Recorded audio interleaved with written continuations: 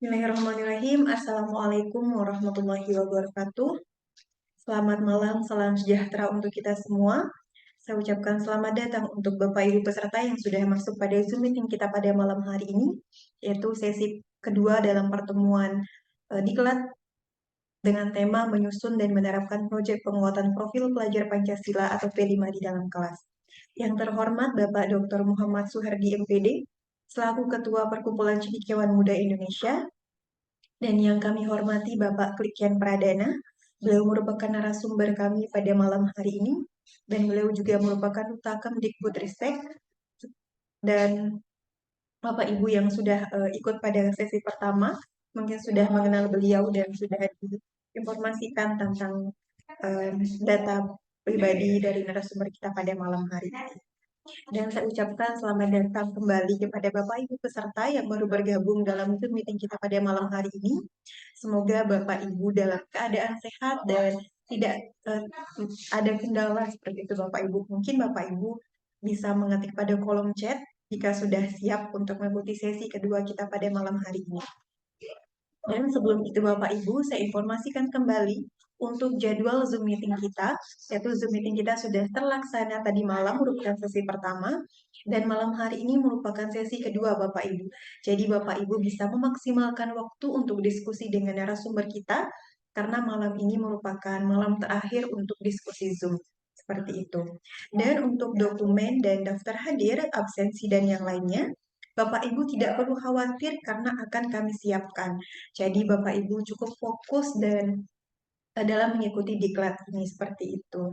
Dan untuk kegiatan pada malam hari ini, saya mengenal Bapak Ibu, saya Lulu Arianti yang akan memandu Bapak Ibu dalam diklat kita pada malam ini. Dan kegiatan kita ini diadakan oleh Guru Cendekia Indonesia seperti itu. Dan semoga setelah selesai kegiatan Bapak Ibu dapat menghasilkan karya seperti dalam mutu kita di Guru Cendekia, yaitu berkarya nyata untuk pendidikan.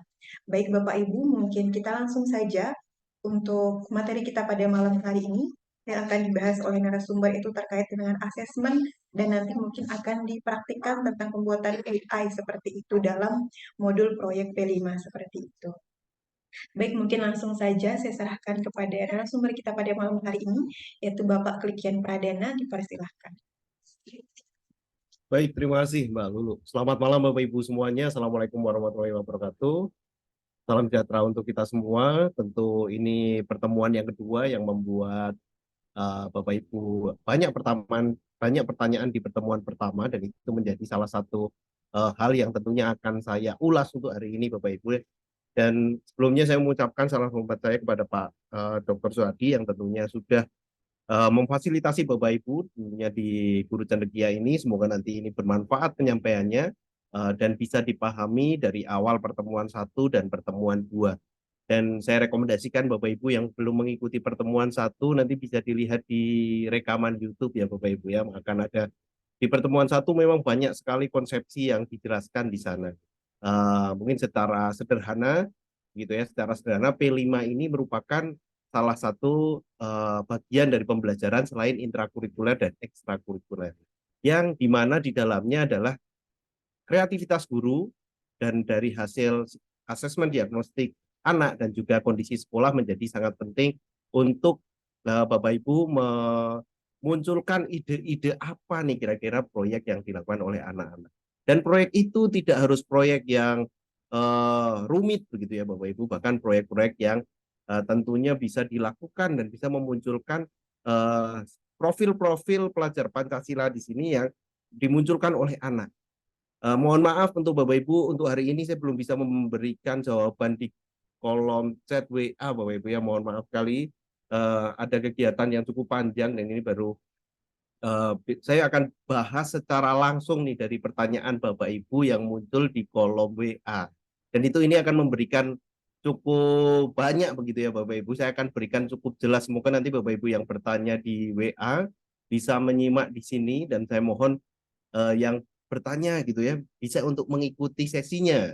Bahkan pertanyaan-pertanyaan itu muncul mungkin Bapak Ibu ada beberapa yang memang belum mengikuti di pertemuan sesi yang 1 gitu. Tapi tidak apa-apa, di malam hari ini saya akan mengulas nih Bapak Ibu ya.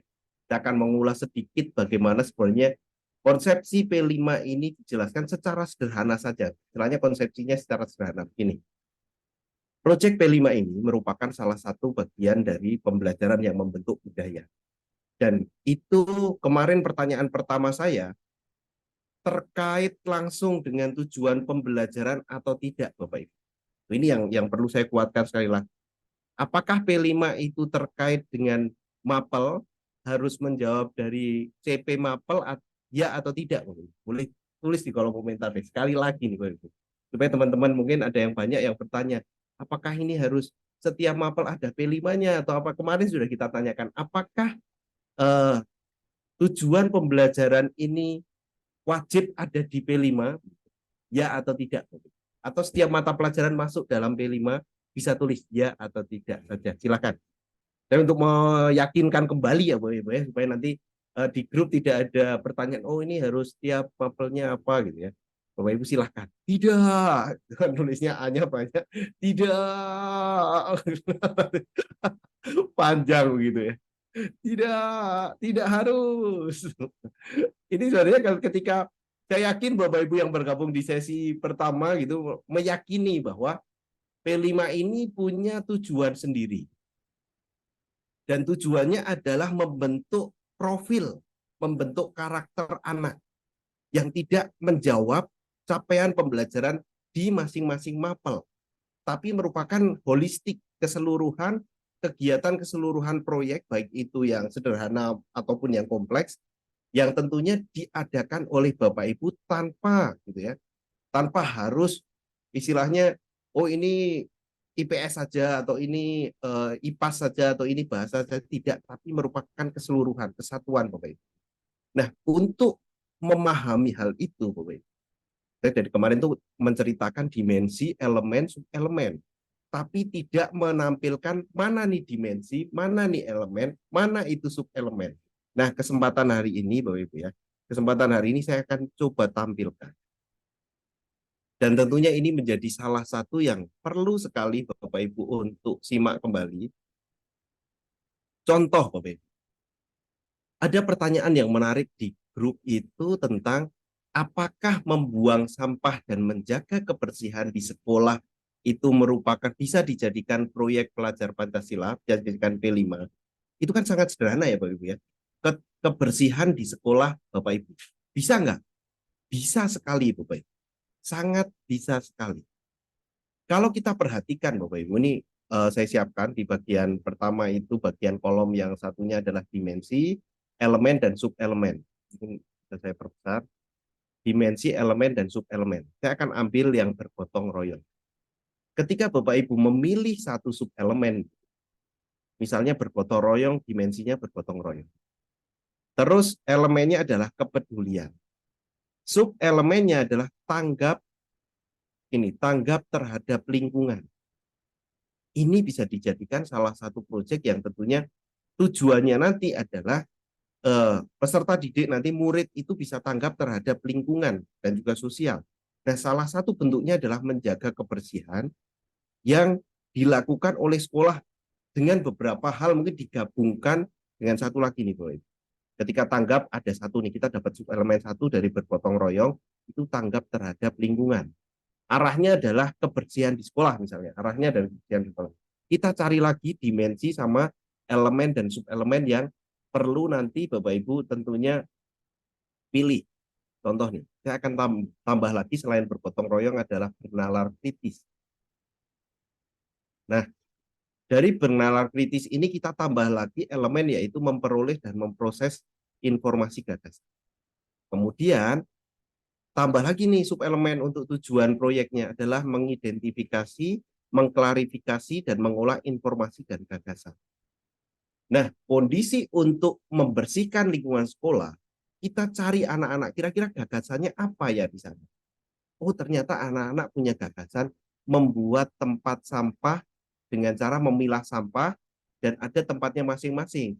Oh, ini ada yang apa namanya? Organik, anorganik atau yang lain gitu ya. Itu bisa juga dari gagasan anak-anak. Nah, dari proyek yang kesekian itu, anak-anak akan memperoleh istilahnya tujuannya nanti. Anak-anak memiliki profil bergotong royong yang tanggap terhadap lingkungannya, Dan bernalar kritis mempunyai identifikasi dan punya gagasan bahwa untuk menjaga kebersihan ini perlu juga memilah sampah misalnya. Dan bisa juga ditambahkan dengan kreatif gitu ya. Nah, kreatifnya adalah menghasilkan karya tindakan yang orisinil. Anak-anak membuat sampah ini dengan bahan misalnya dengan daun apa gitu. Terus nanti dibuat seperti keranjang. Itu bisa juga. Bahkan itu kesatuan menjaga kebersihan, memunculkan gagasannya, karyanya membuat tempat sampah dari bahan ini nih, dari bahan daun apalah itu misalnya daun yang disediakan. Itu bisa juga, Bung. Dan tidak begitu yang rumit sekali gitu ya. Intinya apa kondisi yang ada di sekolah itu kita kaitkan dengan tujuan yang setelah anak-anak mengikuti proyek ini akan muncul dimensi gotong royong, bernalar kritis dan kreatif. Nah, untuk namanya misalnya judul proyeknya adalah uh, pemilahan sampah untuk kebersihan sekolah. Boleh juga, itu bebas untuk judul kegiatan P5-nya. Nah, tahapannya anak-anak kenalkan bagaimana dari awal ada macam-macam sampah, bagaimana menjaga kebersihan. Aksinya, anak-anak misalnya bisa memilah sampah. Nah, untuk kreativitasnya nanti, untuk gagasannya adalah bagaimana membuat tempat sampah ini menjadi lebih menarik, istilahnya kalau buang sampah tuh anak-anak identik, oh harus kita buang sampah ke organik nih. Bikin yang tempat sampahnya warnanya hijau dari daun ini atau yang warnanya kuning, terus nanti daunnya bisa dicat atau cari daun yang warnanya kuning. Itu bisa juga, Bapak Ibu. Jadi proyek P5 ini merupakan salah satu yang tidak harus wow gitu ya. Saya bilang kemarin tidak harus wow, tapi tujuan akhirnya adalah memunculkan karakter profil pelajar Pancasila yang kita tentukan dari beberapa elemen dan sub-elemen yang sudah ada di panduan. Jadi misalnya Bapak Ibu punya ide apa saja, lakukan Bapak. Punya ide apa saja, lakukan. Kalau misalnya ada kekeliruan, misalnya ada miskonsepsi ketika P5, tidak apa-apa. Ketika kita sudah melakukan, oh ternyata proyek 1 ini ada kekurangannya nih. Bapak Ibu direfleksi, kemudian perbaiki di proyek selanjutnya. Intinya ketika mau melakukan P5 adalah berani untuk melakukan proyek dengan gagasan Bapak Ibu dan dengan usul dari anak didik. Itu penting sekali. Ini berarti konsepsinya seperti itu. Apakah yang harus wow-wow banget? Tidak juga. Nah, pertanyaan selanjutnya yang muncul yang saya simak adalah pelaksanaannya seharusnya blok, semi blok atau tiap hari ini. Nah, itu bisa Bapak Ibu Bapak Ibu pilih. Menurut Bapak Ibu misalnya, kebersihan ini lebih tepat yang mana Bapak Ibu? Kalau misalnya menjaga kebersihan, kemudian ada pemilahan sampah, apakah pakai blok, semi blok atau yang harian? Silahkan Bapak Ibu boleh tulis di kolom komentar. Menurut Bapak Ibu ketika kasus nih, ada studi kasus ya, misalnya P5-nya adalah menjaga kebersihan, kemudian memilah sampah, kemudian membuat karya tempat sampah dari bahan yang ada di sekitar Bapak Ibu, istilahnya kearifan lokal di Bapak Ibu seperti apa, itu lebih tepatnya pakai blok, semi blok, atau harian. Ini kan perlu nih, perlu kita kritis lagi. Perlu kita kritis. 3 jawaban ini beda semua nih yang muncul. Ada yang semi blok, ada yang harian, ada yang blok. Harian, harian, harian. Ayo Bapak Ibu. Ayo dong, ini ada berapa orang yang bergabung? 123. Ayo Bapak Ibu. Yang udah bergabung, ayo kita simak bareng-bareng, kita diskusi bersama-sama. Yang mana nih? Oh, ada alasan nih dari Pak Walkiton. Kalau untuk menjaga kebersihan sebaiknya dilakukan harian. Saya setuju. Saya setuju dengan Pak Walkiton. Jadi karena pembentukan menjaga kebersihan itu berkelanjutan yang cukup panjang, saya kira untuk proyek harian ini jadi salah satu pilihan. Tapi tidak salah juga dengan memilih semi blok, Bapak Ibu ya. Kalau misalnya di Jumat, jadi ada Jumat bersih, terus nanti sekalian jadi ini, itu juga tidak salah, Bapak Ibu. Pembentukannya mungkin tetap durasinya tetap jangka waktunya juga lama. Untuk semi blok kan juga lama. Hanya setiap hari Jumat, setiap hari Jumat, setiap hari Jumat. Untuk jam-jam itu mungkin ada 2 bulan. Itu juga cocok menurut saya. Kalau untuk blok ini kurang sesuai. Karena kalau blok itu, maksud menjaga kebersihan hanya 2 minggu aja, setelah 2 minggu tidak bersih. Nah itu Itu jadi bagaimana kita memilih waktu apakah blok atau semi blok atau harian. Jadi memang tidak ini ya, tidak apa namanya, tidak paten lah istilahnya. Harus blok, harus semi blok atau harus harian. Tapi kita sesuaikan aja kondisinya. Saya kira Bapak Ibu juga merefleksikan, oh cocok nih. Kalau menjaga kebersihan tuh harian lebih oke karena anak-anak akan berkelanjutan yang cukup panjang. Nah, ini menjadi salah satu yang setelah Bapak Ibu menyimak dari kemarin istilahnya dari bagaimana konsepsinya P5, bagaimana waktunya, bagaimana dimensinya, saya kira Bapak Ibu sekarang sudah punya gambaran. Oh, saya harus milih semi block deh. Oh, saya harus milih harian. Oh, saya harus milih apa namanya? Harus milih beberapa hal, contohnya ide-ide yang saya pilih sesuai dengan sekolah, membuat karya dengan daun apa misalnya. Tapi kita harus kaitkan juga karena yang sekali lagi yang dinilai bukan hanya karyanya, tapi yang dinilai adalah yang dinilai oleh Bapak Ibu adalah ini muncul karakternya. Sehingga hari ini Bapak Ibu saya akan menjelaskan banyak tentang bagaimana asesmennya. Karena asesmen ini jadi satu pertanyaan ketika proyek itu nilainya terus seperti apa. Itu kan jadi pertanyaannya adalah nilainya ini harusnya seperti apa nilainya. Ataukah 80, 90 atau yang lain. Nah, itu kita akan bahas hari ini. Saya akan jelaskan asesmennya supaya kalau kemarin tahapan sampai perancangan modulnya, sekarang perancangan asesmennya saya akan jelaskan secara detail. Saya akan jelaskan secara detail. Nah, Bapak Ibu nanti selain misalnya kok ingin menanyakan sesuatu gitu ya, Bapak Ibu juga bisa follow di Instagram saya, nanti bisa DM ke saya juga. Biasanya kalau WA itu tertumpuknya cukup banyak, nanti kalau biasanya di Instagram boleh, Bapak Ibu kunjungi saja Instagram, cari Instagram saya Kelian, boleh menanyakan secara personal di Instagram, nggak masalah Bapak Ibu ya, ketika ada diskusi sangat boleh sekali di Instagram, cari saja nama Kelian, gitu nanti di message ke saya saja. Nanti kita Bapak Ibu ada pertanyaan boleh sekali. Nanti kita akan diskusi di sana. Nah, kebetulan kalau di WA biasanya cukup banyak untuk tumpukannya. Nah, hari ini Bapak Ibu, agenda hari ini saya akan membahas satu adalah referensi.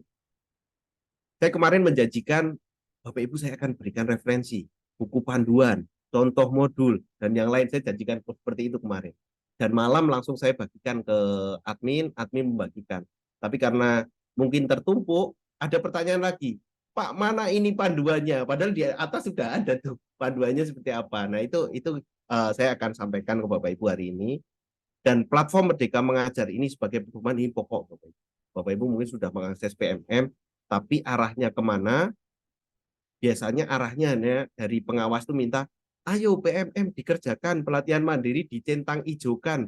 Tidak hanya itu, Bapak Ibu, konsepsinya PMM itu biasanya tagihannya, ayo ini diselesaikan PMM-nya, pelatihan mandirinya. Tidak hanya itu. Nanti PMM ini esensinya banyak. Nah, bagian yang ketiga itu assessment, bagian yang empat saya akan membagikan kalau kita membuat rubrik susah gitu ya. Saya akan bagikan bagaimana AI membantu kita menyusun assessment rubriknya. Dan hasil akhir adalah nanti praktik baiknya saya akan bagikan template perintah yang ditulis di chat GPT supaya Bapak Ibu mendapatkan rubrik yang sesuai. Rubrik yang sesuai itu yang akan saya bahas hari ini. Oke, saya pastikan Bapak Ibu mengikuti dengan penuh penuh perhatian ya Bapak Ibu ya. Karena memang untuk konsepsi ini kalau hanya mengikuti dari tengah, kadang bagian depannya. Saya berterima kasih sekali kepada Bapak Ibu yang sudah bergabung dari awal. Tentu konsepsinya akan lengkap begitu ya dan Bapak Ibu bisa bagikan nanti di sekolah.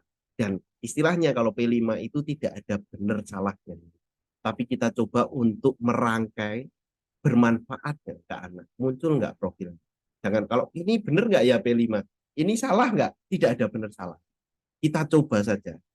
Kalau memang sudah berjalan dengan baik, ya dilakukan. Kalau kurang baik, dievaluasi di proyek selanjutnya. Itu yang penting. Nah, saya bagikan ke Bapak Ibu kemarin linknya. Link ke Bapak Ibu ada namanya perangkat P5. Saya juga akan bagikan materi hari ini. Nah, perangkat P5 ini ada beberapa bagian yang bisa Bapak Ibu simak nanti. Itu yang pertama buku pedoman ini. Wah, ini buku panduan ini, kitabnya ini Bapak Ibu. Ini perlu sekali ketika banyak pertanyaan, larilah ke buku pedoman. Yang kedua, ada banyak modul. Saya pilih modul fase fondasi. Bapak Ibu yang guru PAUD, ada contohnya. Bapak Ibu guru SD, nanti ada yang kelas rendah A, B, ini untuk SD. Fase D ini untuk SMP, fase E untuk SMA. Jadi contohnya yang ada di dalamnya ini itu sudah terkurasi dan valid lah istilahnya kalau mau digunakan Bapak Ibu untuk yang baru menggunakan misalnya mengcopy begitu ya dan sama persis tidak masalah. Karena memang tahap awal Bapak Ibu baru memulai, kalau bisa memang tidak membuat tapi memanfaatkan modul-modul proyek yang ada. Seperti itu yang pertama. Nah, bagaimana untuk mengaksesnya? Begini. Untuk mengaksesnya, kita klik saja. Oke. Kemudian nanti saya bagikan untuk PDF-nya. Bapak Ibu buka klik yang buku panduan. Nah, ini tinggal langsung di-download. Buku panduannya akan Bapak Ibu dapatkan dan nanti bisa langsung diakses Bapak Ibu. Bisa langsung diakses buku panduannya. Nah, ini panduan proyek yang menurut saya itu sangat-sangat lengkap Bapak Ibu, sangat-sangat lengkap. Bahkan tahapannya, contohnya seperti apa. Nah, cari di sini Bapak Ibu. Ini merupakan kitab yang perlu sekali Bapak Ibu cermati ketika mau memulai. Buka bareng-bareng dengan guru lain, buka bareng-bareng dengan fasilitator proyek dan koordinator, nanti dicek nih, seperti apa isinya. Pertanyaan nanti banyak terjawab di sana. Nah, selanjutnya adalah modul proyeknya. Modul proyeknya tinggal diklik saja. Nah, ini kan arahnya ke PMM, berarti Bapak Ibu harus wajib untuk login. Nah, wajib untuk login PMM. Kalau sudah login PMM, kita langsung unduh saja perangkat ajar. Ini PAUD. Terus kita download. Kalau sudah, kita buka. Nah, di dalamnya ini sudah banyak istilahnya yang di relevansinya, sub elemennya sudah ada di dimensi, elemen, sub elemen, targetnya ini kita buat pertanyaannya contoh kebinekaan global, mengenal menghargai budaya, sub elemennya adalah menumbuhkan rasa menghormati terhadap keanekaragaman budaya. Nah, target pencapaiannya ini perlu kita buat kalimatnya yang lebih spesifik, membiasakan untuk menghormati budaya-budaya yang berbeda dari dirinya. Jadi kalau tiga bagian awal ini sudah ada di buku. Yang tiga dimensi, elemen, subelemen itu ada di buku. Nah, kalimat selanjutnya, target pencapaiannya ini, nah ini Bapak Ibu dihimbau untuk membuat atau menyesuaikan untuk apa namanya, untuk tujuan capaiannya. Nah, itu yang menyesuaikan dari subelemen yang ada. Nah, di situ Bapak Ibu tentu menentukan target pencapaiannya, diskusikan dengan fasilitator yang tepat. Nah, ini bisa disimak tujuan proyeknya seperti apa, alurnya, kenali, selidiki, lakukan, lanjutkan. Ini di tingkat PAUD, saya kira dengan skema seperti ini, kenali dulu, Bapak Ibu bisa menyampaikan, selidiki, ada penelitiannya, lakukan aksinya seperti apa, dan nanti ada assessment dan refleksinya. Lanjutkan. Nah, itu kalau Bapak Ibu akses, gitu ya, Bapak Ibu akses di nanti paparan saya, nanti tinggal klik saja di bagian perangkat ini, nanti Bapak Ibu bisa menurut sesuai dengan fase Bapak Ibu yang uh, bisa dilaksanakan istilahnya. Nah, sebelum lanjut Pak Waktu ada pertanyaan nih, apakah setiap pelaksanaan P5 harus menghasilkan suatu produk? Bapak Ibu ingat nggak kemarin saya menyampaikan ini yang terakhir, proyek yang tidak ada produknya saya kemarin, proyek apa Bapak Ibu? Boleh tulis tuh Bapak Ibu nih. Proyek apa yang saya tampilkan video di akhir kemarin? Proyek apa Bapak Ibu? Itu temanya apa? Istilahnya temanya apa? Yang kemarin saya tampilkan di akhir setelah penjelasan. Pak Wahyu nih, suara demokrasi. Ada nggak proyeknya? Ada nggak karyanya Bapak Ibu? Tidak ada ya Bapak Ibu ya. Karya yang real ini tidak ada, tapi prosesnya itu ada. Jadi proyeknya proyek pembentukan karakter kepemimpinan leadership yang muncul. Jadi tidak harus produk, tapi bisa karakter yang muncul. Kalau misalnya kebersihan dan kebersihannya itu sampai hanya membersihkan lingkungan juga tidak masalah. Yang penting muncul gotong royongnya muncul, berpikir kritisnya muncul, anak-anak tahu kalau membuang sampah tuh harusnya di mana, terus seperti apa. Nah, itu tidak harus dengan proyek karya, tapi bisa juga dengan proyek karakter istilahnya. Jadi proyeknya itu menyesuaikan dengan tema. Ya, tema yang harus dipilih ada beberapa macam Bapak Ibu. Yang kemarin saya sampaikan untuk TK itu ada sekitar 6 atau 5, kalau SD itu ada 6, SMP itu ada 7, SMA ada 7, SMK juga ada 7 tema. Nah, tema itu silakan dipilih setiap tahunnya memilih 3 atau 4 tema. SD bisa 2 sampai 3 tema. Nah, itu tergantung sekolah. Nah, yang dimaksud produk di sini bukan produk ketua OSIS, produk yang dimaksud adalah produk karya ya Bapak Ibu. Kalau ketua OSIS itu ini bukan produk, bukan kita buat, tapi terbentuk karakter. Kalau produk itu mungkin nanti produk ini bentuknya seperti tempat sampah, atau misalnya aplikasi itu produk, atau misalnya batik ekoprint, nah itu produk. Nah itu yang produknya yang tentunya hasil. Kalau untuk kepemimpinan itu karakternya, profilnya yang muncul. Nah, seperti itu. Nah, wah ini sekalian sebelum lanjut saya lebih banyak menjawab pertanyaan.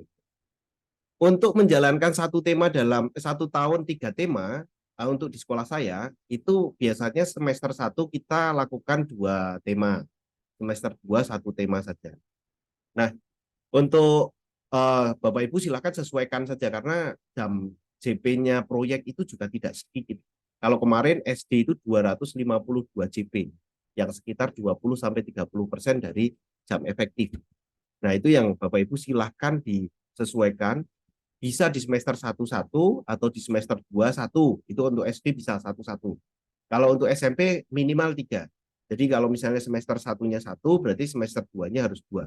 Dan itu memang mengurangi jam pelajaran, ya memang harus jam pelajaran yang efektif biasa untuk intra itu memang sekarang berkurang untuk proyek, untuk sehingga kalau Bapak Ibu cermati konten materi P5 itu lebih sederhana. Konten materi P5 ini konten materi pembelajaran, konten materi pembelajaran di kurikulum Merdeka kalau Bapak Ibu cermati itu lebih dangkal, lebih dangkal. Nah, kalau untuk Bapak Ibu silahkan bisa untuk sesuaikan dengan dilihat gitu ya. Wah, ini ada pertanyaan lagi. Satu, ini saya akan bukakan sekali lagi. Nah, ini temanya. Ya. Ini temanya untuk tema proyek, untuk PAUD itu ada 4. Nah, pokoknya ada 4. Aku sayang bumi, aku cinta Indonesia, kita semua bersaudara sama imajinasi dan kreativitasku. Untuk SD dan MI itu ada. Ini semuanya bisa untuk di-download, sudah dibagikan oleh admin di grup. Grup sudah dibagikan. Tinggal di-download saja. Ini bisa untuk Bapak Ibu di-download dan disesuaikan tema yang dipilih apa. Oke, baik. Kita akan lanjutkan lagi.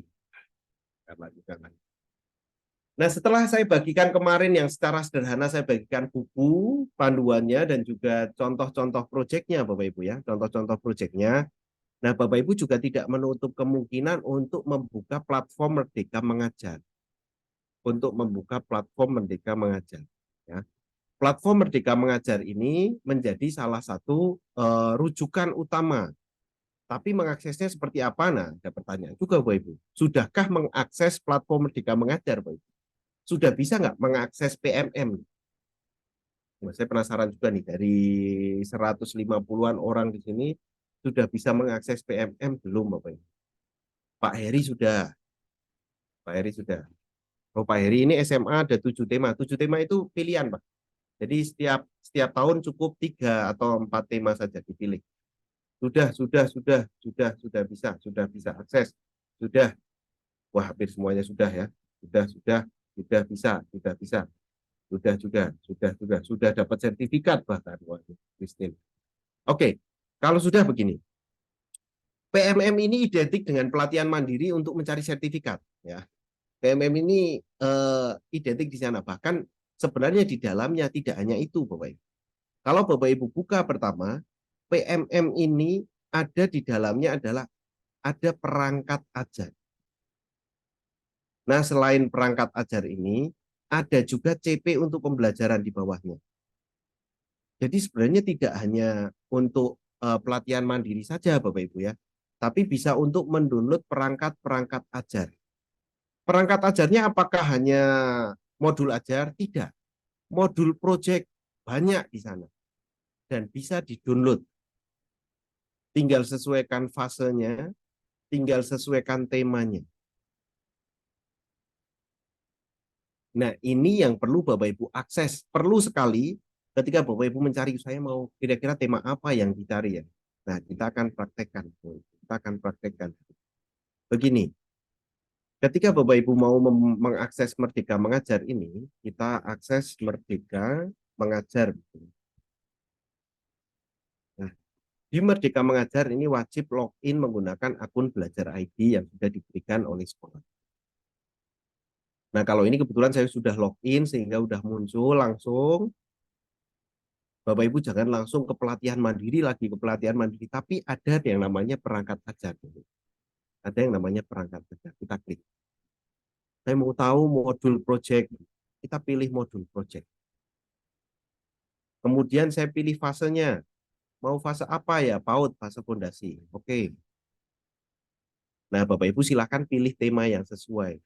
Untuk tema PAUD hanya ada Aku Cinta Bumi, Aku Sayang Bumi, Kita Semua Bersaudara, sama Imajinasi. Jangan sampai salah pilih nih, Bu. Saya akan pilih yang imajinasi. Kita pilih tema, kemudian cari perangkat. Sudah banyak fase fondasi tentang proyek yang di dalamnya adalah imajinasi dan kreativitas. Contoh saya akan akses satu, indahnya imajinasi dan kreativitas dinding sekolah. Klik ya. Terus unduh saja. Nah, Bapak Ibu tinggal pilih Bapak Ibu itu mau akses yang apa namanya? Yang fase fondasi A, B, C, D. Nah, itu E itu bisa Bapak Ibu tinggal dicari. Nah, kalau sudah kita bisa akses modul. Kita akan coba simak. Dan ini menurut saya modulnya cukup bagus ya, Bapak. Apalagi yang muncul dari Kemdikbud ini modulnya sangat-sangat menurut saya itu karena sudah lolos kurasi, jadi ini sangat mendukung Bapak Ibu untuk dijadikan referensi. Nah, ini sudah ada latar belakangnya, gambarannya. Kalau Bapak Ibu belum punya ide sama sekali, lakukan saja ini, Bapak. Untuk yang baru tahun ini bergabung gitu ya di kurikulum Merdeka, lakukan saja ini. Tidak perlu diubah, istilahnya. Tidak perlu diubah, boleh. Untuk yang memang baru memulai, lakukan saja. Tahapannya, dimensinya ada, waktunya pakai aja boleh. Tujuan proyeknya sudah ada, dia bekerja sama, ini bernalar kritis sama kreatif. Nah, di dalamnya proyek ini sudah lengkap alur kegiatannya, mulai dari menemukan idenya, ini tahap temukan ide, buat desain, ceritakan desainnya, kemudian mengundang narasumber. Nah, ini untuk mengajar anak-anak membuat atau misalnya gurunya sendiri sebagai narasumber juga oke. Menghias dinding, kolaborasi seni, baru tahap penyimpulannya adalah apresiasi dan refleksi. Nah, uniknya untuk jenjang PAUD begitu ya. Asesmennya ini bisa kita lihat nanti di bagian akhir.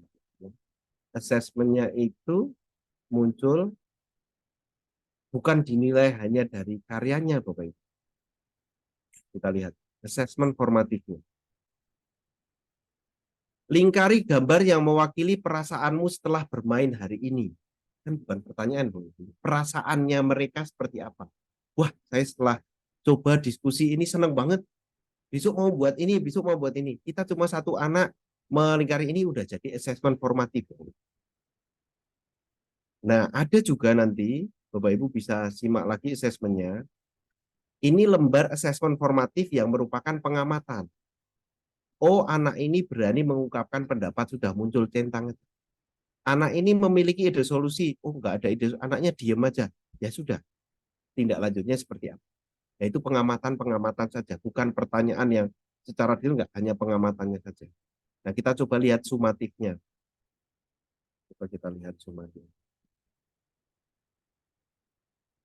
Nah, sumatifnya ini, Bapak Ibu memberikan bintang ke anak-anak dari indikator asesmennya, misalnya gotong royong. Apakah anak kerjasama dalam kelompok namun perlu diingatkan oleh guru. Atau anaknya sudah kerjasama sendiri. Nah, itu kita kasih bintang ke anak-anak. Oh, ini Adi, bintang 3. Dari indikator yang sudah dibuat. Sebenarnya yang tahapan yang susah itu buat indikatornya, Bapak Ibu. Buat asesmen indikatornya itu jadi tahapan yang menurut saya jadi tahapan yang cukup cukup rumit untuk membuat indikatornya. Nah, jadi contoh hasilnya seperti ini. Jadi untuk Radit itu gotong royongnya bintang 2. Untuk menyebutkan alasannya Radit bintang 3. Karyanya sesuai dengan pikiran yang dibuat oleh Raditnya berarti bintang 3. Nah, ini muncul seperti istilahnya kita hanya komentar. Nah, untuk ukurannya tidak ada istilahnya 80, 90 berapa enggak.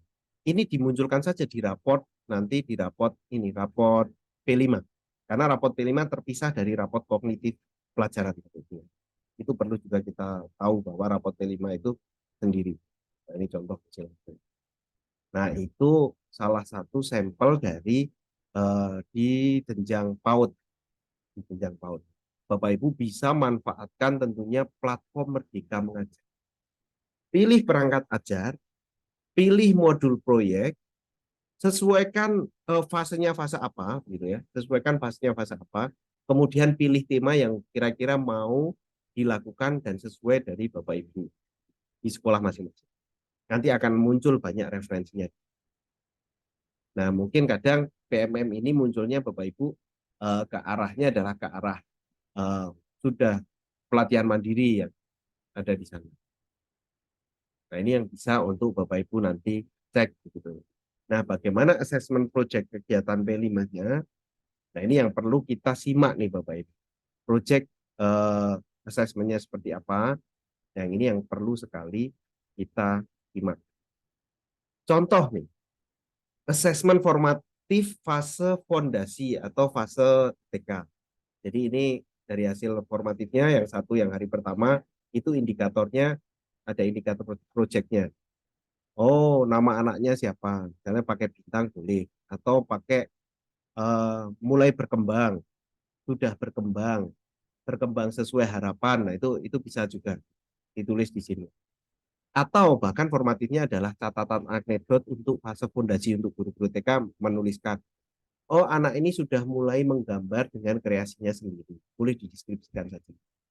Jadi ada kegiatan yang muncul unik dengan anak-anak. Contoh misalnya, oh Abi sudah membuang sampah sendiri di tempat sampah. Itu jadi satu catatan khusus untuk jenjang fondasi. Dan itu sangat nanti dimunculkan catatan di bagian di formatifnya. Asesmennya, nanti akan muncul asesmen sumatifnya. Dari tujuan-tujuan proyek ini, Bapak Ibu cukup ditulis, oh sudah teramati, oke, sudah muncul atau belum. Nah, itu tinggal tulis. Nah, untuk mencapai apa namanya indikatornya itu yang biasanya membuat kalimatnya cukup kompleks.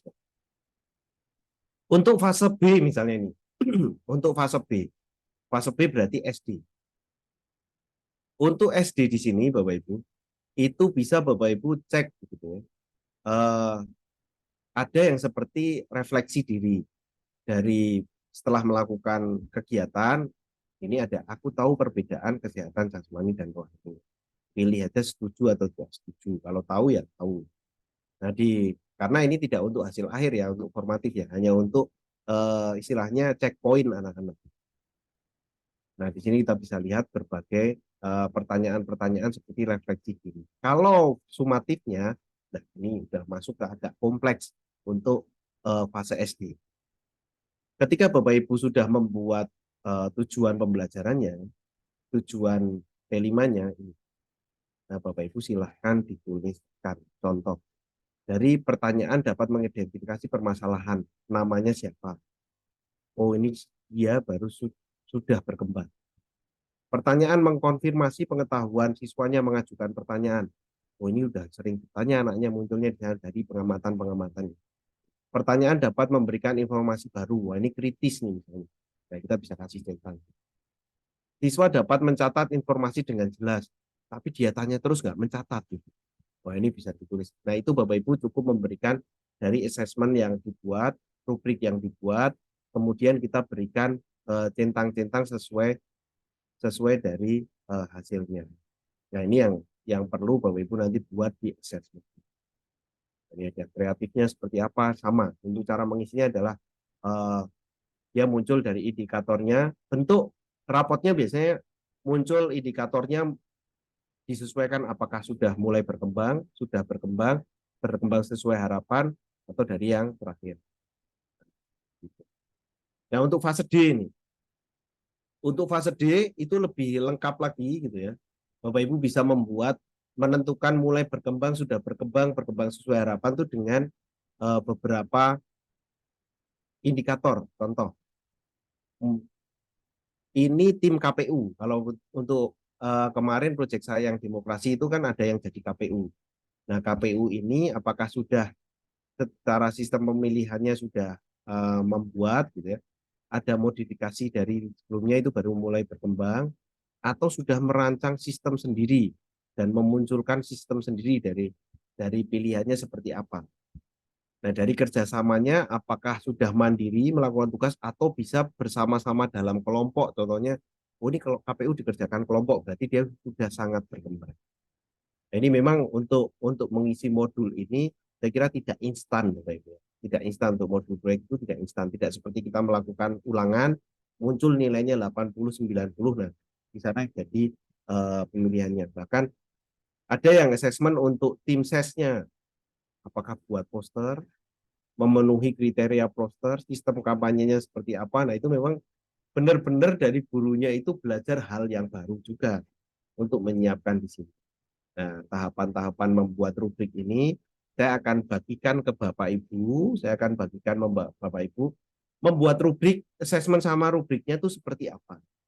Nah, apabila kita kesulitan membuat assessment sama rubriknya, satu, yang pertama adalah silahkan Bapak Ibu mencari referensi dari platform Merdeka Mengajar.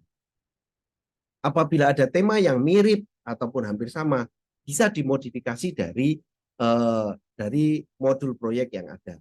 Kuncinya balik ke PMM ya, Bu.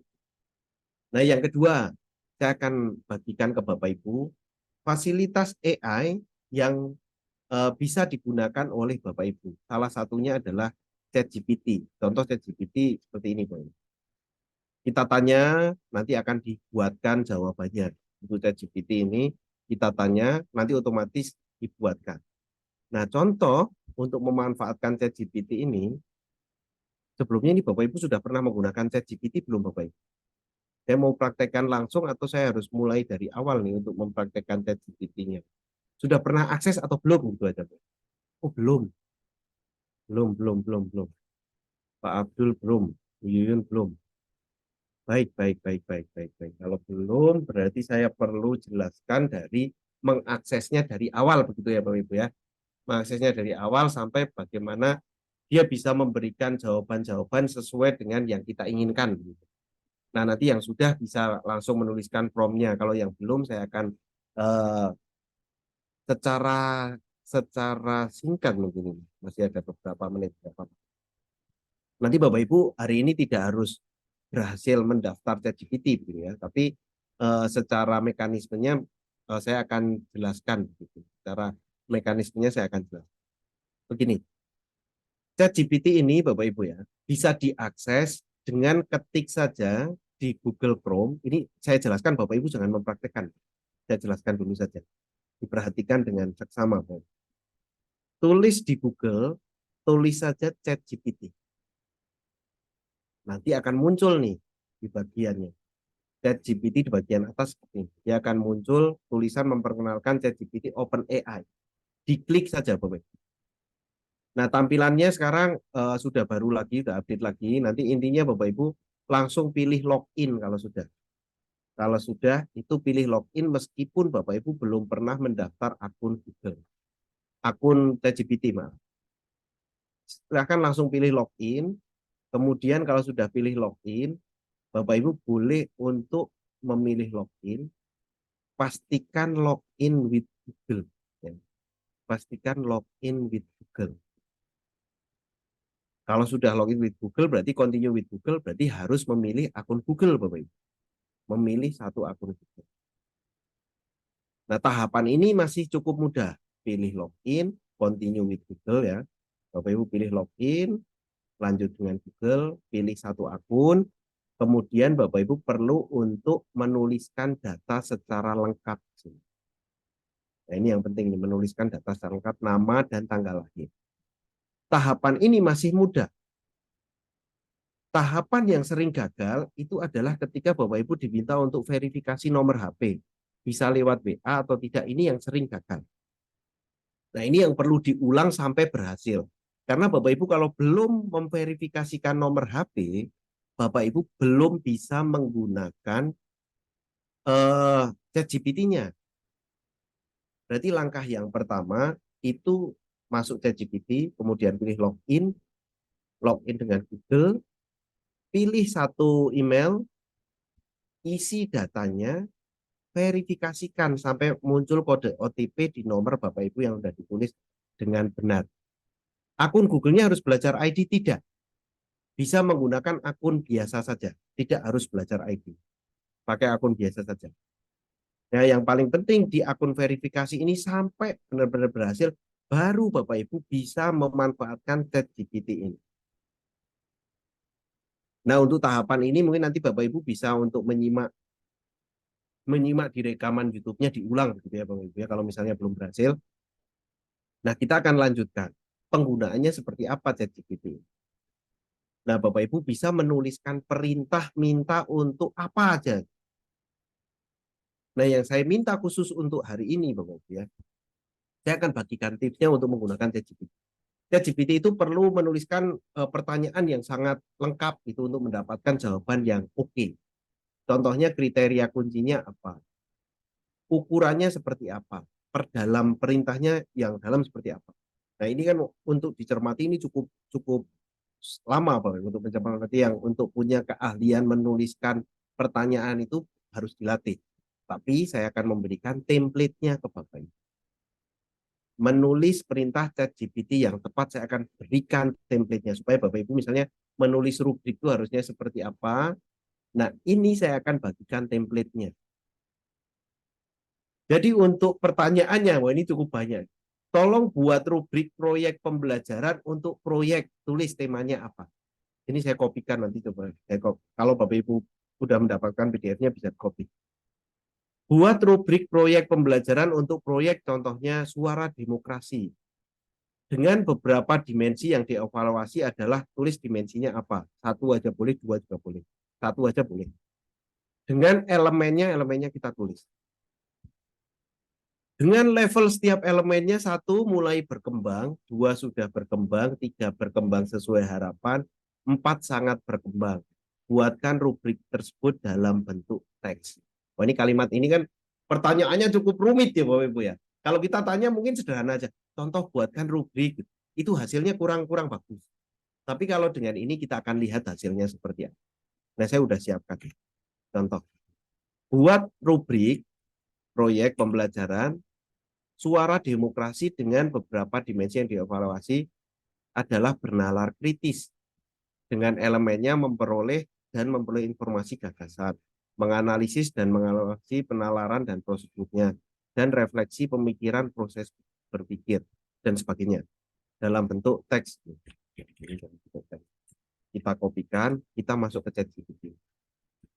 ChatGPT, Chat Open AI ini, saya akan ulangi deh. ChatGPT gitu ya. Nah, di bagian atas ini ada tulisannya ChatGPT, kita buka saja. Kebetulan saya udah login, saya akan pastekan di sini. Buat rubrik proyek dan bla bla bla bla bla bla, sudah komplit, nanti tinggal di copy, kita enter. Kita akan dibuatkan secara otomatis. Ini Bapak Ibu.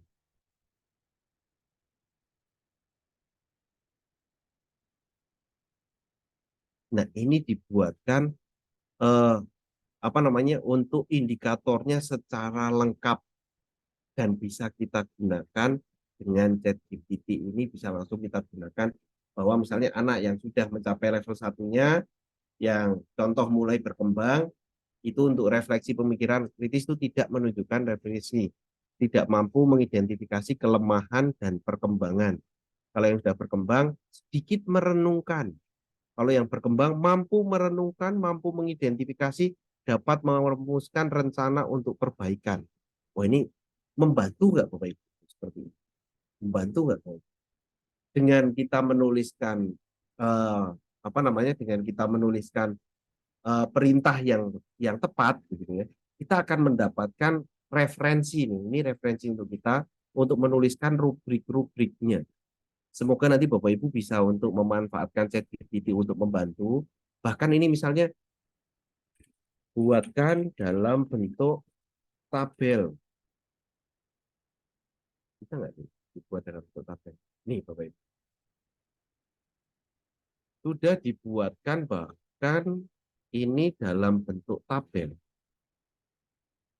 Dan dalam bentuk tabel ini indikatornya kita bisa langsung copy Bapak Ibu. Kita bisa langsung kopikan semuanya, ya, di copy, kemudian kita pakai Excel misalnya. Kita pakai Excel. Kalau sudah di Excelnya, klik kanan, pilih yang paste yang match destination formatting gitu. Saya ulangi, klik kanan, yang paste yang kedua. Otomatis ya udah muncul. Sudah muncul untuk refleksinya yang bisa dimanfaatkan. Nah,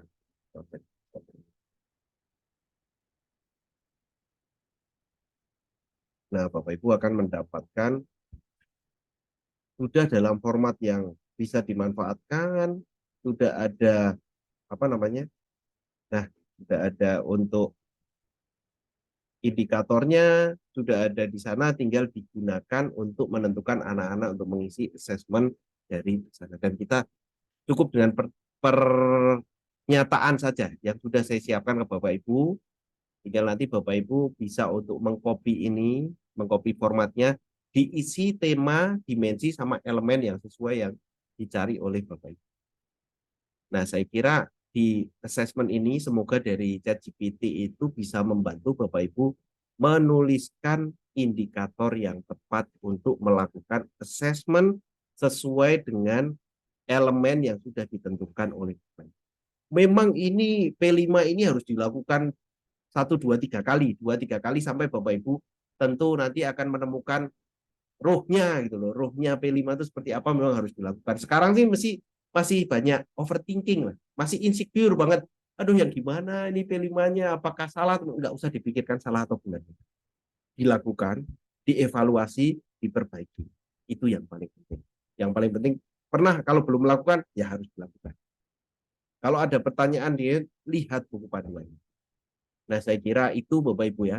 Memang hasil akhirnya itu assessment dan assessmentnya saya kira Bapak Ibu yang menyimak tadi ada banyak indikator yang perlu cek dan biasanya hasil akhir dari hanya untuk raport ini ada di filenya sayang sekali ya saya tidak menyiapkannya ada di sekolah gitu berapa format raportnya itu ada di sekolah.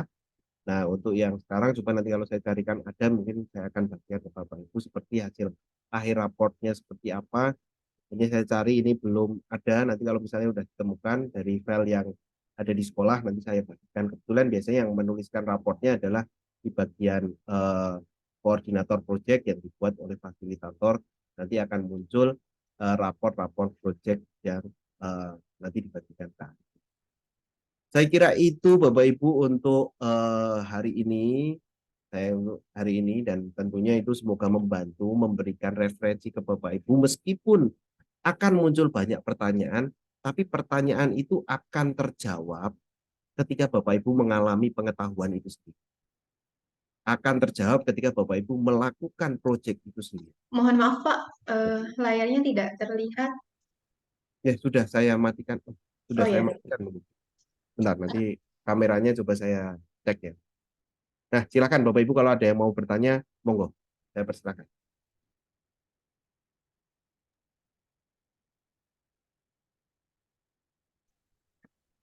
baik, terima kasih untuk narasumber kita pada malam hari ini yang sudah menyampaikan materi tentang bagaimana pembuatan asesmen P5 dan rubrik P5 yang sudah tadi dicontohkan melalui aplikasi AI.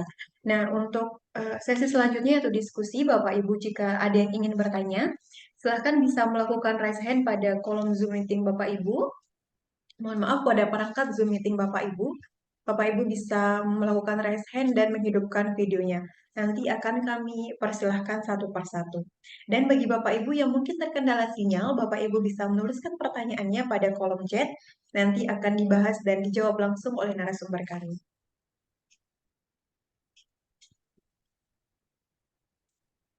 Silahkan bagi Bapak Ibu yang ingin bertanya bisa melakukan raise hand.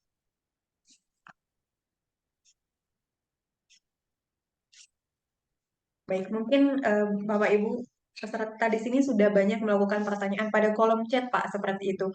Mungkin bisa langsung dibahas dan dijawab pertanyaan pada Baik, kolom baik, chat. baik. Baik. Beberapa pertanyaan tadi udah langsung saya jawab kepada Bapak Ibu. Tentu ada beberapa hal yang saya jawab langsung, saya jelaskan, saya jawab langsung, tapi ada beberapa di sini pertanyaan. Template rubrik setiap tema P5 harus jelas, harus banget, harus jelas-jelas banget. Bahkan untuk indikatornya memang apakah harus muncul yang sangat berkembang itu seperti apa. Nah, itu PR Bapak Ibu untuk fasilitatornya menyiapkan dengan sangat jelas hasil pengamatannya, tidak hanya ini kelihatannya sudah berkembang deh. Ini kelihatannya sudah sangat berkembang. Itu akan kita eh, seperti apa ya istilahnya ya? Tidak tidak ini kepada anak Bapak Ibu ya, berdusta lah itu ke anak. Kalau kelihatannya A deh, kelihatannya B deh. Nah, ini kelihatannya ini kurang pas. Tapi kalau misalnya dari pengamatan sudah ada indikatornya, nah Bapak Ibu menilai sudah berkembang atau berkembang sesuai harapan atau sudah sangat berkembang, nah itu Bapak Ibu menerangkan sesuai dari rubrik. Di zaman kami SMP ada P4, sekarang sampai 5. Waduh, saya kurang tahu nih Bapak Ibu P4 yang seperti apa. Dulu P4 itu sepertinya PKN, sepertinya mapelnya isinya seperti seperti PKN. Ya, kalau saya dengar dari mungkin dari seumur yang lama gitu ya, itu mungkin P4 itu seperti PPKN. Ini berbeda Bapak Ibu. Kalau untuk P5 yang ini memang proyeknya. Waduh, dada-dada. Halo deh. Mohon maaf, Pak, di sini sudah ada yang raise hand. Oh ya, silakan, silakan. Baik. Di sini ada Ibu Haja Badelah MPD. Silakan Ibu bisa menghidupkan videonya dan menghidupkan audionya juga. Oke. Terima kasih. Assalamualaikum warahmatullahi wabarakatuh dan selamat malam Pak. Ya. Waalaikumsalam. Ya. Sudah terdengar suara saya? Aman Bu, Sudah aman. jelas. Enggak. Ya, baik. Saya mulai. Nah, saya kan kumernya baru pemula Pak. Nah, jadi dalam asesmen juga belum begitu maksimal, apalagi dalam penerapannya juga belum begitu maksimal. Nah, yang ingin saya tanyakan langsung aja sini Pak ya, dalam asesmen itu ada berapa macam asesmennya? Yang saya tahu itu, yang pernah saya dengar itu kan ada asesmen formatif, ada asesmen sumatif, ya. Jadi di dalam asesmen formatifnya itu formatif 1, formatif 2 dan seterusnya. Maksudnya kalau formatif 1 itu maksudnya bagaimana, Pak? Terima kasih, hanya itu bisa saya sampaikan dulu penjelasannya. Baik. Bu Badlah. Jadi benar sekali Bapak Ibu. Kalau asesmen sebenarnya ada dua. Ada asesmen formatif dan ada sumatif. Yang tujuannya adalah formatif itu untuk konfirmasi bagaimana evaluasi pembelajaran kita. Kalau untuk sumatif itu adalah bagaimana hasil akhir dari proses pembelajarannya. Itu konsepsinya secara sederhana. Nah, untuk asesmen formatif itu, karena kita melakukan pembelajaran lebih dari satu pertemuan, diharapkan setiap pertemuannya ada asesmen formatifnya. Kalau dulu baik secara lisan ataupun secara pengamatan ataupun secara rubrik penilaian misalnya. Tapi kalau untuk intinya, kalau asesmen formatif itu hanya untuk mengevaluasi kegiatan hari ini. Contoh untuk asesmen formatif yang di jenjang PAUD tadi hanya melakukan bagaimana dengan kegiatan hari ini, apakah sedih atau biasa saja atau senang, itu dengan itu sudah merupakan asesmen formatif. Kenapa ada 1, 2, 3, 4? Karena ada banyak pertemuan, sehingga setiap pertemuan itu memang harus ada asesmen formatifnya. Dan di akhir proyeknya itu wajib ada asesmen sumatif yang lengkap dengan lengkap dengan rubrik-rubrik, itu biasanya ada di asesmen sumatif. Jadi asesmen itu memang perlu baik di pembelajaran ataupun di P5-nya. Ada asesmen formatif dan ada asesmen sumatif. Seperti itu. Oke. Jadi setiap pertemuan ada formatifnya. Betul. Setiap pertemuan. Setiap Seperti pertemuan. seperti yang di kurikulum 13 ya, setiap prosesnya itu, Setiap akhir pertemuan saja, Bu. Nanti bisa di akhir pertemuan atau apa istilahnya, sederhana aja. Apakah perasaan untuk proyek hari ini itu bisa jadi asesmen formatif. Tidak yang harus pilihan ganda jadi banyak, terus kayak PR itu tidak. Tapi bagaimana setelah mengikuti proyek ini, apakah kamu sudah paham bagaimana memberikan argumen, memberikan pernyataan, terus saya setuju, saya tidak setuju. Biasanya nyentang-nyentang aja. Oh ini setuju, ini tidak setuju. Jadi tidak mengarah ke nilai, tapi mengarah seperti ke refleksi dari pembelajaran. Seperti itu. Oh ya, jadi kita tidak membuat soal-soal yang panjang begitu. Betul, betul. Soal pun bisa ya, misalnya soal tidak menutup kemungkinan dengan soal juga bisa, tapi tidak harus selalu soal. Tidak harus selalu multiple choice yang ABC terus keluar nilainya 30, 40, 50, 60, 80, 90, tidak. Tidak seperti itu. Oh ya. Jadi karakternya itu, ya, jadi yang diutamakan itu berarti Betul. setiap pertemuan itu. Nah, sedikit lagi Pak ya. Pokok. Saya kan baru tema kedua. Nah, tema yang pertama itu adalah kewirausahaan. Terus tema pertama kewirausahaan, tapi pelaksanaannya tidak seperti di videonya Pak Klik yang disampaikan pada pertemuan pertama kemarin. Nah, itu yang saya sangat terkesima sekali melihatnya. Dan sekarang untuk tema yang kedua itu adalah tentang sampah. Nah, jadi sampah yang dilakukan yang sebagai permasalahannya yang di P5 ini yang dilaksanakan di sekolah saya ini tidak juga seperti yang di video Pak Klik itu. Seharusnya yang seperti itu. Nah, sudah saya juga mengusulkan dan berkomentar kalau kita melakukan hal ini, nah dalam beberapa jangka waktu yang bisa kita habiskan untuk menyelesaikan permasalahan yang ini, dan harus kita benar-benar bagaimana cara mengumpulkan sampah dan sampah itu akan dijadikan apa. Nah, jadi pada akhirnya sampah itu akan bisa menjadi proyek atau profil yang menjadi membuat pupuk kompos itu Pak Klik. Tapi dalam pelaksanaannya tidak seperti itu. Hanya berteori saja. Nah, jadi saya jadi bingung. Nah, untuk melakukan hal itu hanya saya sendiri yang punya gagasan seperti itu. Yang lainnya tidak ada karena di Kumor yang P5 ini sangat membingungkan dan merepotkan begitu katanya mereka. Ya, jadi saya ikuti saja karena saya sendiri yang mau melakukan hal itu. Nah, jadi saya kalah Pak Klik. Jadi satu sekolah itu hanya saya yang mau memvideokan, hanya saya yang mau melakukan yang semaksimalnya mungkin itu bagaimana mengolahnya begitu.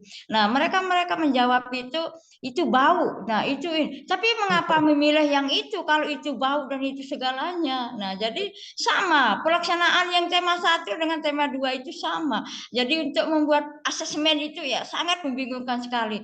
Tapi alhamdulillah sudah saya bisa ikut pelatihan ini ada bayangannya. Nah, besok saya beritahu dari hasil saya ini. Mudah-mudahan mereka akan tergugah perasaannya dan Amin, amin, amin. minatnya mau. Oke, dan terima kasih Pak Khalid. Nah, cuma itu saja yang bisa Sama-sama. saya komentari. Baik. Mat, Bu Badlah. Mat. Oke, oke, oke, oke. Saya akan tambahkan sedikit untuk menguatkan Bu Badlah nih ke Oke, rekan-rekan. Saya oke. akan tambahkan sedikit. Karena kalau di konsepsi Bapak Ibu awalnya adalah ketika melakukan proyek itu pasti akan ada hasil akhirnya. Sebenarnya Oke. prosesnya tidak ke akhirnya itu, Bang. Tapi yang perlu dilakukan adalah alurnya. Bapak Ibu cek di buku panduan. Alurnya itu ada beberapa contoh. Contoh ini. Ini yang perlu dilakukan oleh tahapan ke anak-anak. Pengenalannya, misalnya teori-teori, oke, ada di pengenalannya. Terus kontekstualisasi. Anak-anak diajak keluar nih dari sekolah, lihat lingkungan sekitar. Wah, ternyata sampah di situ nggak keurus ya. Terus kita coba membersihkan lingkungan dari sampah yang ada di sekolahan gitu. Aksinya anak-anak bisa memulai dari sekolah.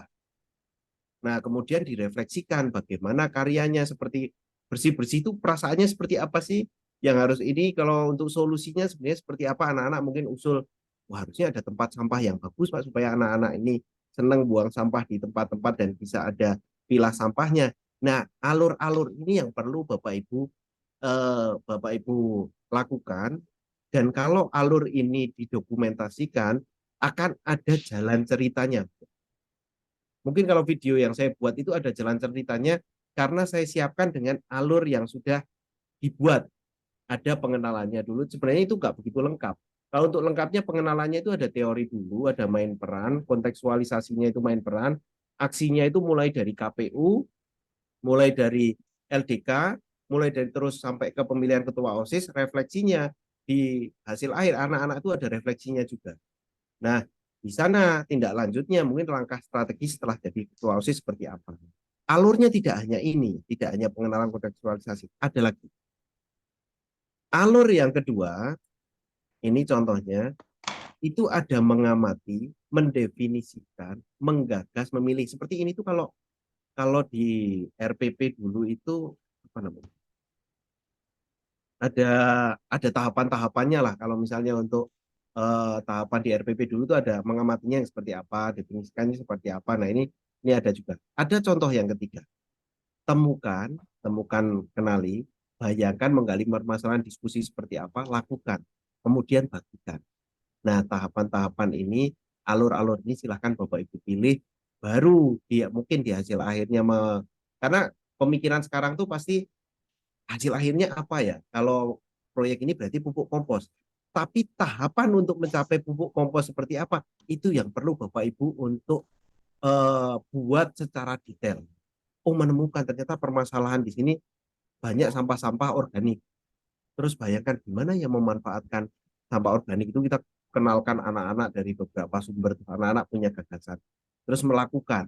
Nah, baru bagikan. Oh, bagikannya didokumentasikan dalam menggunakan Canva atau menggunakan poster-poster dan yang lain itu bisa juga.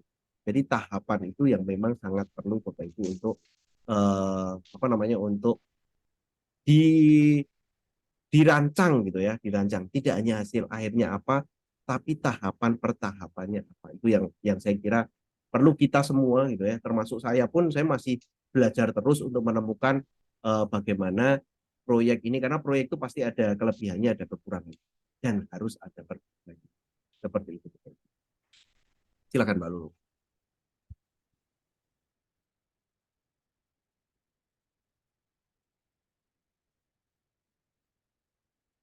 Terima kasih Bapak atas penyampaiannya.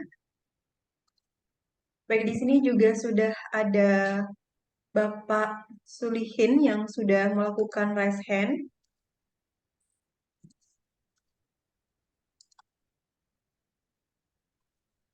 Baik, di sini sudah ada Bapak Sulihin yang melakukan raise hand. Silahkan Bapak bisa menghidupkan audionya.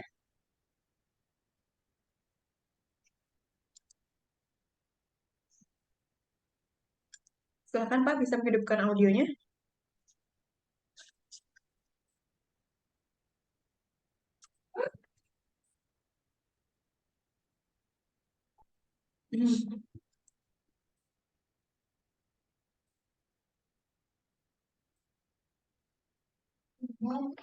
Baik, silakan Pak bisa menghidupkan audionya dan bertanya dengan narasumber kami. Baik, mungkin kita beralih saja Pak ke penanya selanjutnya sebelum Pak Silakan. Solihin mungkin bisa menghidupkan audionya. Di sini yang ngerasain ada Bapak Mukidi. Silahkan Pak bisa menghidupkan audionya.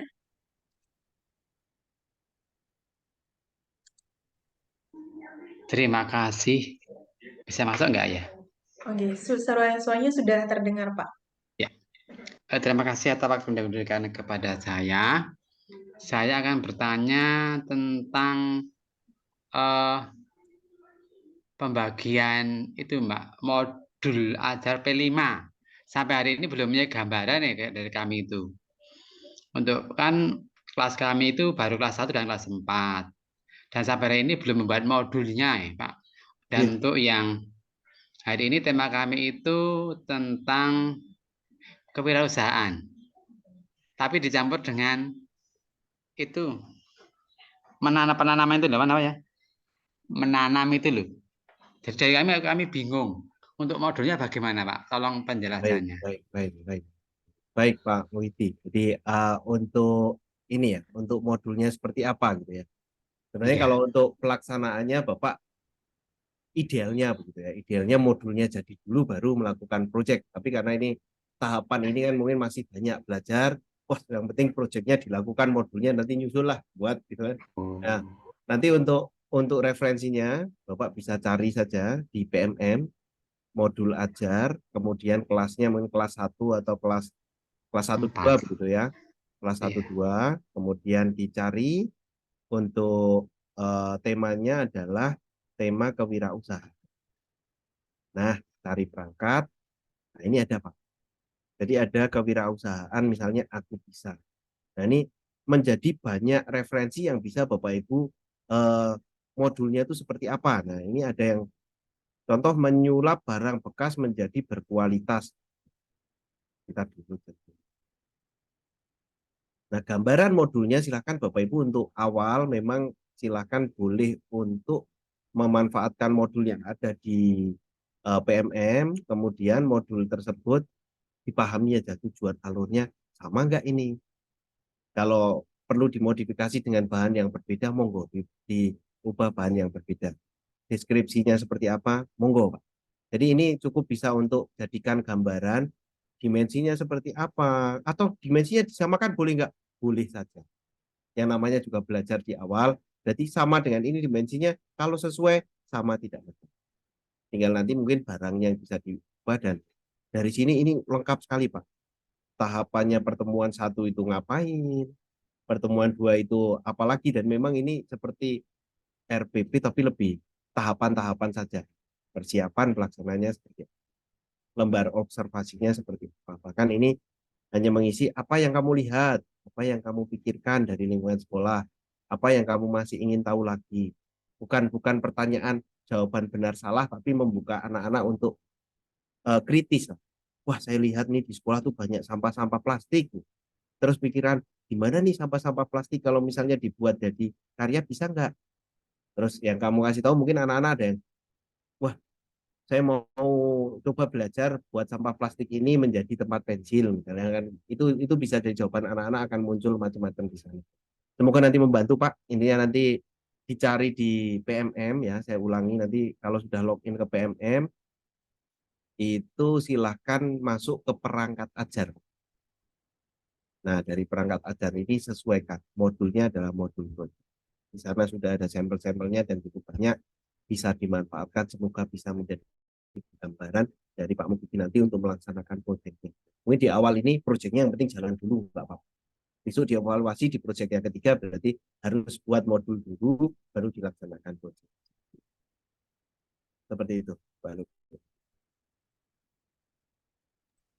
Baik, terima kasih Bapak atas penyampaiannya dan terima kasih juga untuk Bapak Ibu yang sudah bertanya melalui Zoom meeting kita pada malam hari ini.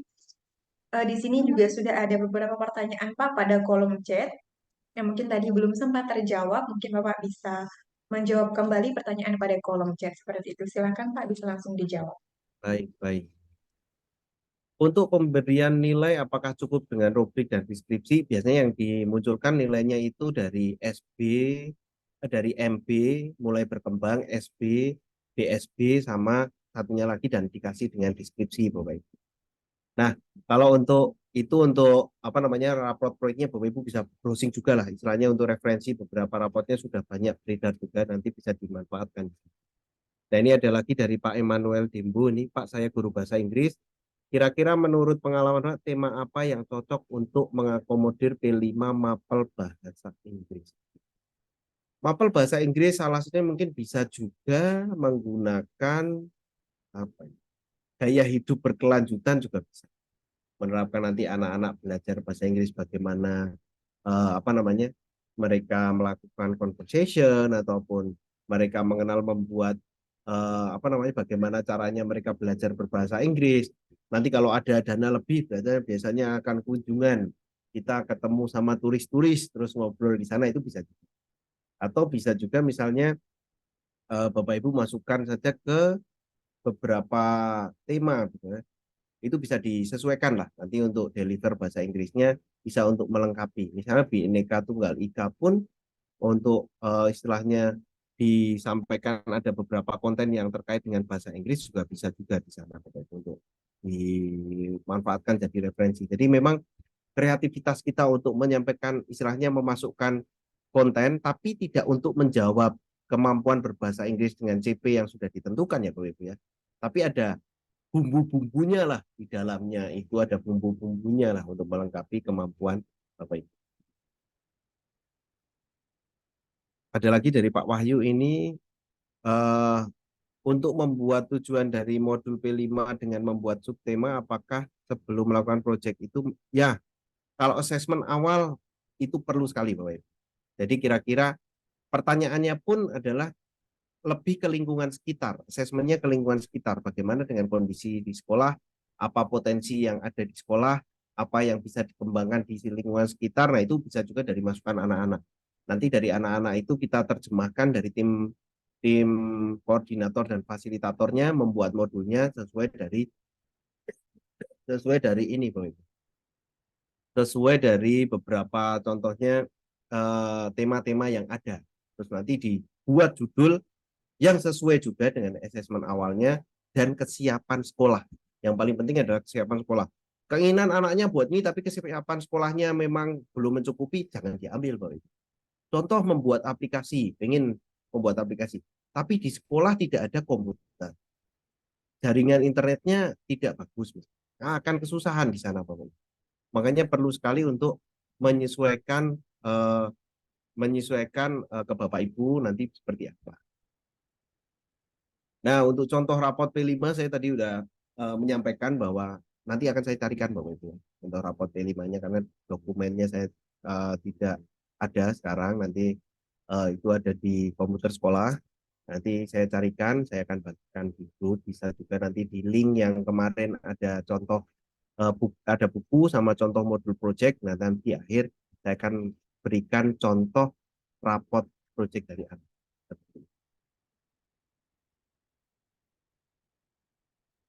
Lagi ya ini ya, lagi sekalian nih Pak mau bikin. Apakah setiap P5 setiap semester perlu digelar karya? Tidak wajib Pak, tidak wajib. Bisa 1 tahun sekali boleh. Itu tergantung kondisi sekolah karena gelar karya itu biasanya menghabiskan anggaran yang cukup banyak.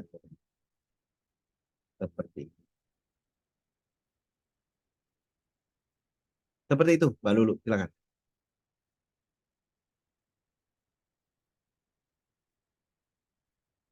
Baik, terima kasih Pak atas jawabannya dan terima kasih juga untuk Bapak Ibu yang sudah bertanya. Tadi sudah dijelaskan secara jelas dan gamblang oleh narasumber kita pada malam hari ini tentang bagaimana saja ruang lingkup dari P5 seperti itu.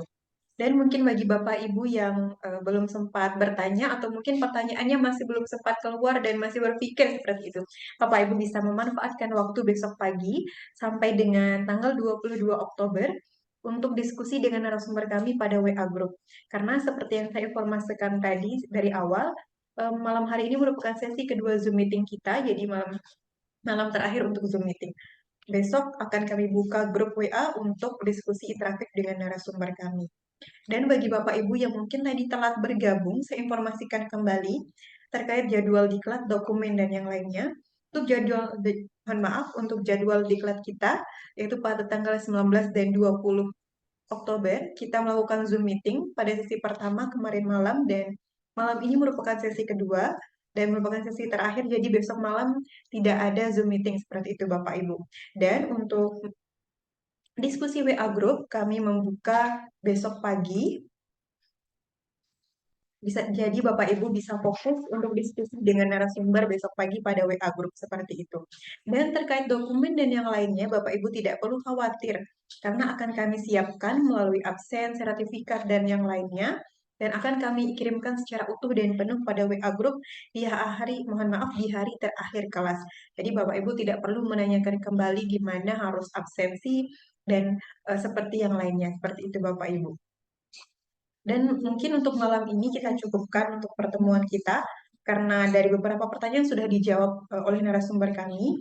Namun sebelum kita tutup, saya mohon maaf apabila ada salah kata selama Zoom meeting kita pada malam hari ini pada sesi pertama dan sesi kedua. Semoga pertemuan kita pada sesi pertama dan kedua ini dapat menghasilkan karya seperti mutu kami dalam Guru Cendekia, yaitu berkarya nyata untuk pendidikan. Baik, semoga kita dapat bertemu kembali pada kelas-kelas diklat selanjutnya. Akhir kata, wassalamualaikum warahmatullahi wabarakatuh.